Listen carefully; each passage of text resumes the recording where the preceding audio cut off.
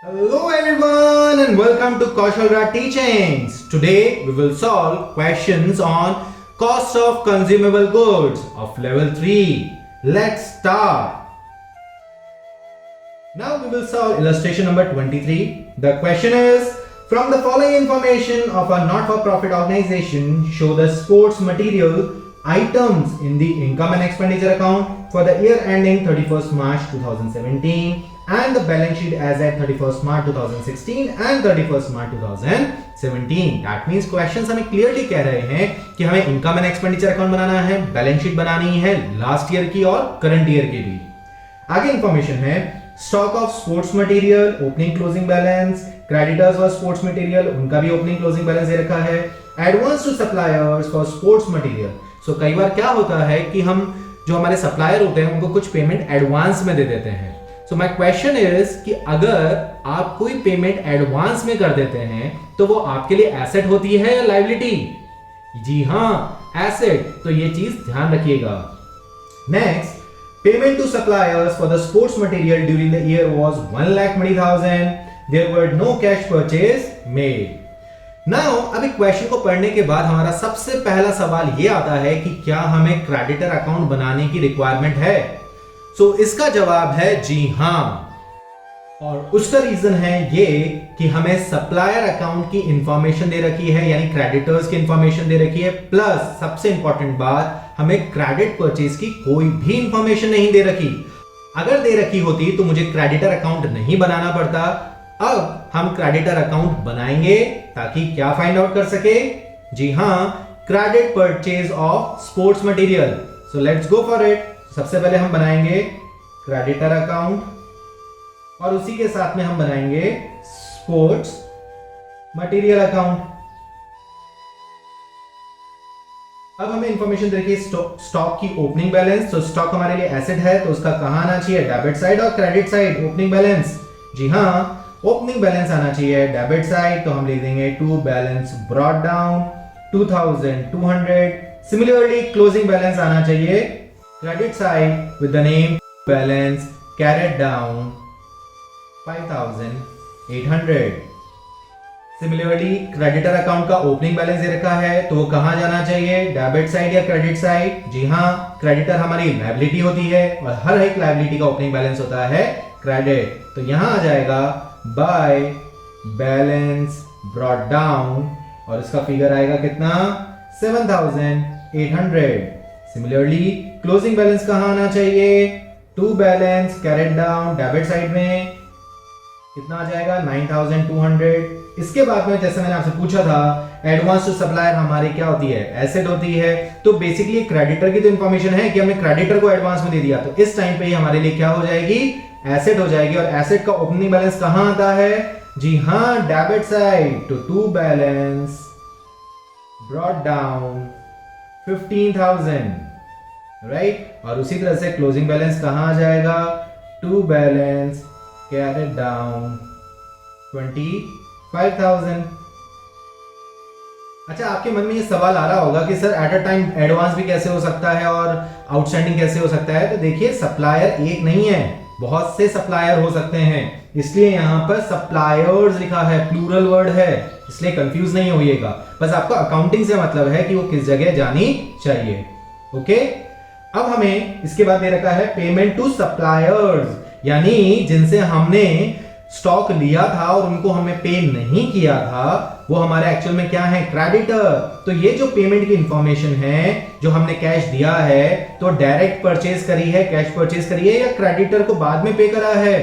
जी हां, क्रेडिटर को बाद में पे करा है. इसलिए हम स्पोर्ट्स मटेरियल में ना लिखकर हम इसे लिखेंगे क्रेडिटर में. कहां पर?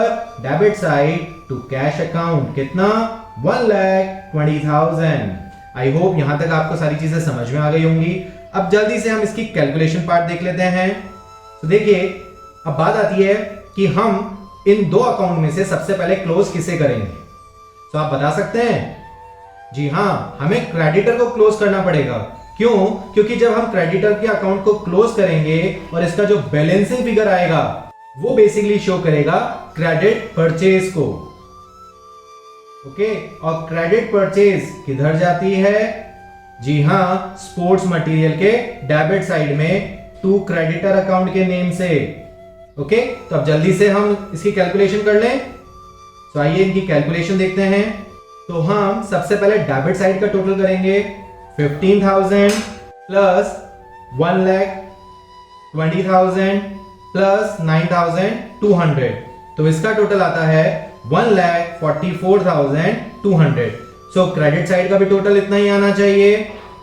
अब हम इसके टोटल बैलेंस में से क्रेडिट साइड की फिगर्स को माइनस करेंगे। सो 1,44,200 माइनस 7,800 माइनस 25,000, तो इसका बैलेंसिंग फिगर आता है 1,11,400। और जैसा कि आपको पता है ये कहां पर शिफ्ट होनी चाहिए, क्रेडिटर अकाउंट में, तो हम यहां पर लिख देंगे 1,11,400। राइट, ये किस चीज की इंफॉर्मेशन शो कर रही है, क्रेडिट परचेज की। अब हम डेबिट साइड का टोटल करेंगे। सो 1,11,400 प्लस 2,200, तो इसका टोटल आता है 1,13,600। तो यहां पे भी कितना आना चाहिए, 1,13,600। अब इसमें से माइनस कर देंगे 5,800, तो हमारा आंसर आया है 1,07,800। ये जो बैलेंसिंग फिगर है ये बेसिकली किसको शो करेगा, ये शो करेगा stationery consumed during the year को। और आप बताना पसंद करेंगे स्टेशनरी कंज्यूम्ड का फिगर कहां जाता है। जी हां, इनकम एंड एक्सपेंडिचर अकाउंट में। तो हम लिख देंगे by income and expenditure account. Okay, अब हम बात करते हैं हमारे तीनों अकाउंट की जो हमको बनाने के लिए कहा गया है। तो सबसे पहले हम बात करेंगे इनकम एंड एक्सपेंडिचर अकाउंट में।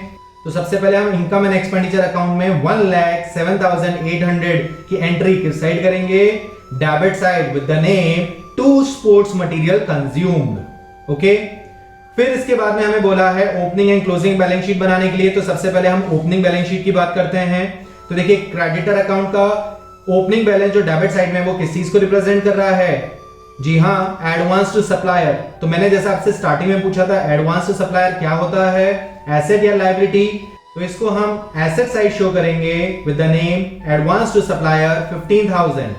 सिमिलरली क्रेडिटर का जो ओपनिंग बैलेंस है, जो क्रेडिट साइड है, वो बेसिकली किसको रिप्रेजेंट कर रहा है, क्रेडिटर्स फॉर स्पोर्ट्स मटेरियल। तो इसको भी हम ओपनिंग बैलेंस शीट में लेके जाएंगे और 7,800 से एंट्री करेंगे लायबिलिटी साइड। उसी तरह से स्पोर्ट्स मटेरियल का ओपनिंग लेके जाते हैं, तो ये भी हमारे एसेट है। तो हम यहाँ क्या लिखेंगे, स्टॉक ऑफ स्पोर्ट्स मटेरियल 2,800, और यहाँ पर कोई इंफॉर्मेशन नहीं है, यानी हमारी ओपनिंग बैलेंस शीट कंप्लीट हो चुकी है। अब हम बात करते हैं क्लोजिंग बैलेंस के रेफरेंस में। तो देखिए सबसे पहले हमें डेबिट साइड में दे रखा है। तो ये डेबिट साइड में जो क्रेडिट साइड की इंफॉर्मेशन थी, दैट मींस जो ओपनिंग क्रेडिटर थे उसी के तो अब क्लोजिंग क्रेडिटर दे रखे हैं। तो क्लोजिंग क्रेडिटर किस साइड आने चाहिए, जी हाँ, क्रेडिट साइड में। सो यहां पर आ जाएगा क्रेडिटर्स फॉर स्पोर्ट्स मटेरियल 9,200। और सिमिलरली ये हमारी किसकी इंफॉर्मेशन है, जो एडवांस सप्लायर था उन्हीं का एडवांस का तो क्लोजिंग बैलेंस है। तो दैट मींस ये हमारे लिए क्या है, एसेट है। तो इसको हम क्या लिखेंगे, एडवांस टू सप्लायर 25,000। तो ये अकाउंट क्लोज हो गया। अब इसके बाद में हम आते हैं स्पोर्ट्स मटेरियल के रेफरेंस में। इसका कोई भी ओपनिंग की एंट्री जो दे रखी थी वो हमने कर ली और यहाँ पर कोई है नहीं। और यहाँ पर आते हैं क्लोजिंग बैलेंस में 5,800, तो ये इसी को शो कर रहा है। तो ये हमारे एसेट है, इसलिए हम इसको शो करेंगे stock of sports material 5,800। So in a very easy manner, by creating just two accounts, creditor account and sports material account, we have figured out all the information related to income and expenditure account, balance sheet of previous year and balance sheet of current year. फिर भी इस question को समझने में आपको कोई भी confusion आया है, so you can write in the comment section. I will try my best to answer you as soon as possible. या फिर आप मुझे WhatsApp नंबर पर भी अपने ऑडियो मैसेज सेंड करके अपनी क्वेरी पूछ सकते हैं। आइए अब नेक्स्ट क्वेश्चन करते हैं। Now we will solve illustration number 25. The question is, calculate the amount of sports material to be transferred to income and expenditure account of Ravan Bhalla Sports Club Ludhiana for the year ended 31st March 2018. That means हमसे सिर्फ और सिर्फ income and expenditure account पूछा जा रहा है। Next is sports material sold during the year, book value 50,000 और बाहर की साइड लिखा है 56,000। Amount paid to creditors, cash purchase, stock of sports material, opening closing balance दे रखा है, creditor for sports material, opening and closing balance दे रखा है। सो क्वेश्चन रीड करने के बाद में हमारा सबसे पहला स्टेप होता है कि साहब क्रेडिटर अकाउंट बनाएं कि नहीं। तो देखिए क्रेडिटर अकाउंट बनाया जाता है क्रेडिट परचेज फाइंड आउट करने के लिए, और आप खुद देख के बताइए क्या इस क्वेश्चन में कहीं पे भी क्रेडिट परचेज की इंफॉर्मेशन दे रखी है? नहीं ना। तो हमें क्रेडिटर अकाउंट बनाना चाहिए? जी हाँ, बिल्कुल हमें बनाना चाहिए। तो इसलिए हम सबसे पहले बनाएंगे क्रेडिटर्स अकाउंट और उसके साथ में हम बनाएंगे स्पोर्ट्स मटेरियल अकाउंट। क्यों बनाएंगे? क्योंकि हमें स्पोर्ट्स मटेरियल का तो फिगर लेके जाना ही है इनकम और एक्सपेंडिचर अकाउंट में, और क्रेडिटर का क्रेडिट परचेज फाइंड आउट करने के लिए। अब सीक्वेंसिंग में आते हैं। तो सबसे पहले लाइन दे रखी है sports material sold during the year, book value 50,000 and बाहर दे रखा है 56। इसका मतलब ये है कि हमारे पास कोई स्पोर्ट्स मटेरियल था 50,000 का, जिसको हमने 56,000 में बेच दिया। तो इसकी एंट्री होनी चाहिए cash account debit 56,000 to sports material 50,000 to profit on sale of sports material 6,000। अब ये कंपाउंड एंट्री है, इसको मैं थोड़ा सा और ब्रेकअप करता हूं। तो इसकी ब्रेकअप एंट्री होगी cash account debit 50,000 to sports material 50,000 and दूसरी एंट्री होगी cash account debit 6,000 to profit on sale of sports material 6,000। अब सबसे पहली एंट्री पे हम फोकस करते हैं। तो यहां पे हमें क्या नजर आ रहा है? Cash account debit to sports material account. तो आप अब इस एंट्री को देख के बताइए क्या इसका कोई भी पोस्टिंग क्रेडिटर अकाउंट या स्पोर्ट्स मटेरियल अकाउंट में होना चाहिए? जी हाँ, बिल्कुल स्पोर्ट्स मटेरियल अकाउंट में होना चाहिए। तो हम सबसे पहले क्या लिख देंगे यहाँ पे? बाय कैश, और उसके अंदर कितना फिगर लिखेंगे? बिल्कुल सही 50,000। इसका मतलब यह है कि हमारे पास 50,000 का कैश आया और 50,000 का स्पोर्ट्स मटेरियल कम भी हो गया, राइट? एक साइड हमारा डेबिट है और दूसरा हमारा क्रेडिट है। अच्छा, दूसरी जो एंट्री है वो दे रखी है प्रॉफिट के रेफरेंस में। अब आप सोच के बताइए क्या ये जो एंट्री है सेकंड एंट्री, ये क्रेडिटर अकाउंट या स्पोर्ट्स मटेरियल अकाउंट में कहीं पे भी जानी चाहिए?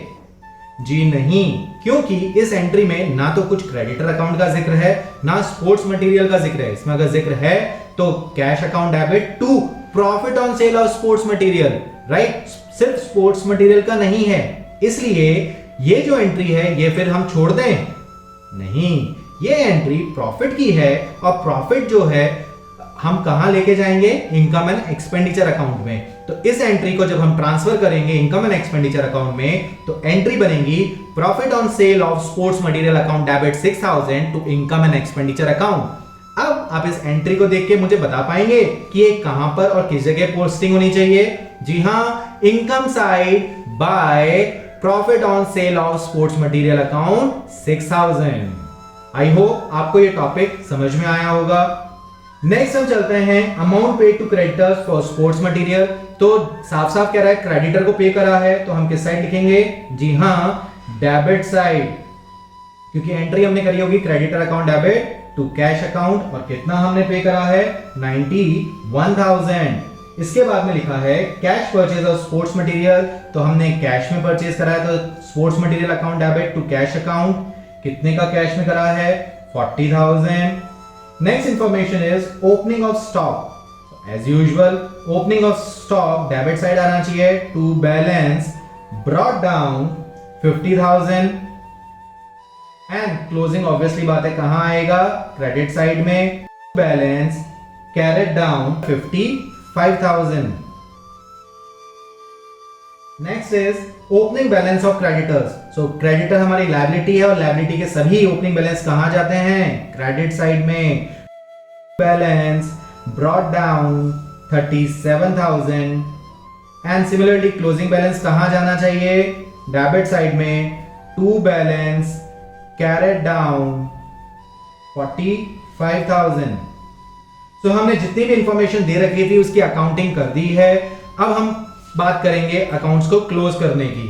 तो आप मुझे दोबारा बताना पसंद करेंगे कि सबसे पहले जो मुझे अकाउंट क्लोज करना चाहिए वो कौन से अकाउंट को क्लोज करना चाहिए? स्पोर्ट्स मटेरियल अकाउंट को क्लोज करना चाहिए या फिर क्रेडिटर अकाउंट को? जी हाँ, हमें सबसे पहले क्रेडिटर अकाउंट को क्लोज करना चाहिए, क्योंकि जो इससे बैलेंसिंग फिगर आएगा वो किस चीज को शो करेगा? यस, क्रेडिट परचेज को। तो देखते हैं 91,000 प्लस 45 5,000, इसका टोटल आया 1,36,000। तो क्रेडिट साइड का भी टोटल कितना आना चाहिए 1,36,000। इसमें से हम क्रेडिट साइड का फिगर 37,000 को सब्ट्रैक्ट कर देंगे, सो हमारा बैलेंसिंग फिगर आया कितना 99,000। और ये किस चीज को रिप्रेजेंट करेगा बाय स्पोर्ट्स मटेरियल अकाउंट को, क्योंकि ये जो रिप्रेजेंट कर रहा है ये दिखा रहा है क्रेडिट परचेज। और क्रेडिट परचेज कहां मूव होता है, जी हाँ ये मूव होता है स्पोर्ट्स मटेरियल अकाउंट में, क्योंकि इसकी एंट्री हमने करी होगी sports material account debit to creditor account, और टू क्रेडिटर में यहां पर ये दिखा रहा है 99,000 से क्रेडिट परचेज। अब हम स्पोर्ट्स मटेरियल अकाउंट का टोटल करेंगे 99,000 प्लस 50 प्लस 40 90, दैट मींस 90,000 में डायरेक्टली लिख रहा हूं, तो 1,89,000। तो इस साइड पे कितना आना चाहिए 1,89,000। अब 1,89,000 में से हम 50,000 माइनस 55,000 करेंगे तो कितना आ जाएगा बैलेंसिंग फिगर 84,000। और ये जो बैलेंसिंग फिगर है ये किस चीज को रिप्रेजेंट करेगा, जी हाँ stationery consumed during the year को। और स्टेशनरी कंज्यूम जो ड्यूरिंग द ईयर हम लोग करते हैं वो किस जगह जाता है, बिल्कुल सही इनकम एंड एक्सपेंडिचर अकाउंट में। ओके, सो हमसे क्वेश्चन में पूछा क्या गया था, हमसे पूछा गया था कि बताइए इनकम एंड एक्सपेंडिचर अकाउंट में क्या एंट्रीज होंगी। तो सबसे पहले एंट्री हमने प्रॉफिट की करी थी जो हम देख चुके हैं, और दूसरा जो फिगर हमें लेके जाना है वो ये लेके जाना है एट द एक्सपेंडिचर साइड, और हम लिखेंगे to sports material consumed 84,000। Like this, we have covered one more topic of NPO, that is consumable goods account. अब हमारे जितने भी स्मॉल टॉपिक्स थे वो हमने कवर कर लिए हैं। नेक्स्ट वीडियो से अब हम प्रैक्टिकल क्वेश्चन करेंगे जिसमें सभी तरह की इंफॉर्मेशन दे रखी होगी, उसको किस तरह से किस पैटर्न से करते हैं वो हम सीखेंगे। And that is my surety to you कि इससे ज्यादा इजी वे आपने अब तक लाइफ में कभी नहीं देखा होगा। मैं सिर्फ आपको क्वेश्चन को सॉल्व करना ही नहीं सिखाऊंगा, बल्कि उनके स्टेप्स को कैसे लिखा जाता है, कैसे सीक्वेंसिंग उठाई जाती है, कैसे मैक्सिमम टाइम सेव करा जाता है, क्वेश्चंस को बार बार नहीं पढ़ना पड़े, वो सारी टेक्निक्स अब हम इन लेंथी क्वेश्चंस में करेंगे। अगर आपके बेसिक्स अब तक क्लियर हो चुके हैं तो आप नेक्स्ट स्टेज पे जाने के लिए रेडी हैं। लेकिन अगर आपके बेसिक्स में अभी भी आपको थोड़ा सा डाउट है तो प्लीज इन वीडियोस को दोबारा देखिएगा, और बुक के एंड में जो प्रैक्टिकल क्वेश्चंस दे रखे हैं उनको सॉल्व करिए। अगर कहीं पे भी डाउट आता है तो मेरे व्हाट्सएप नंबर पर आप मुझे ऑडियो मैसेज भी सेंड कर सकते हैं। मैं पूरी कोशिश करूंगा आपके हर सवालों के जवाब देने के लिए। Till then stay tuned with us, keep smiling and happy learning. Bye bye.